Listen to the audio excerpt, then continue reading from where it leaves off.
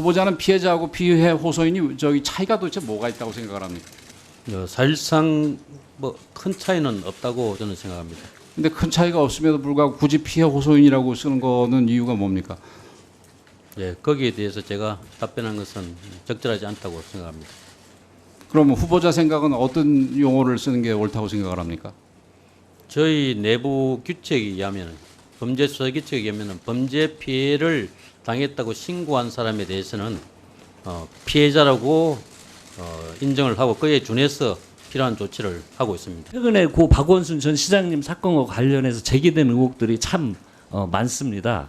청와대에 급하게 보고되었다는 여론도 사실 현재 있습니다. 예, 사회의 이목을 집중하는 중요 사건 등에 대해서는 발생 단계에서 보고하는 걸로 우리 저희 내부 규칙에 규정이 되어 있습니다. 청와대에서 그 이 사건과 관련된 수사지를 직접 합니까? 저희들이 필요한 경우 보고는 하지만 별도로 그 보고된 사안에 대해서 수사지휘를 하는 것 같은 것은 아직까지 제가 경험해 보지 못했습니다. 예. 경찰청장 후보자로 내정되신 것을 축하드립니다. 고소가 접수된 이후에 그 청와대까지 보고된 사실이 있죠? 예. 근거는 무엇입니까? 정부 조직법 등 국가 운영 체계에 따라서 통상적 절차로서 보고를 한 걸로 알고 있습니다. 내부 관련 규정이 있습니까? 경찰청에서 외부기관 보고를 명시적으로 규정한 규칙은 없지만은 저희 내부 보고사항 기준 등을 정한 범죄 수사 규칙이나 치안사항실 운영 규칙 등을 참고로 하고 있습니다. 향후 외부 보고와 관련된 사항은 규칙 등 명확하게 규정하는 방안을 적극 검토할 계획입니다. 예, 이번 사안과 관련해서 후보자께서는 그 성추행 의혹 부분에 대해서 경찰 수사가 필요하다고 생각을 하고 계십니까?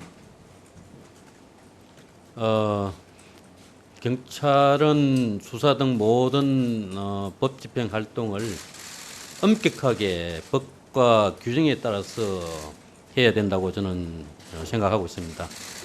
이번 사안 같은 경우에는 피고소인이 사망을 해서 존재하지 않기 때문에 관련 규정에 따라서 공소권 없음으로 조치하는 게 타당하다고 저는 생각하고 있습니다.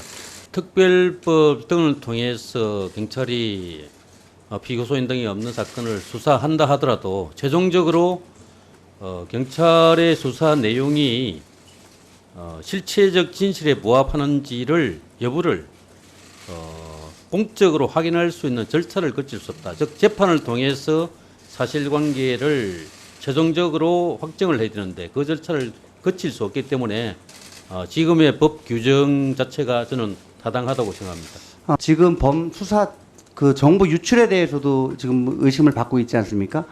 이런 부분들에 대해서 경찰에서 수사 의지를 가지고 수사를 할 때 국민적인 의혹으로부터 자유로워질 수도 있고.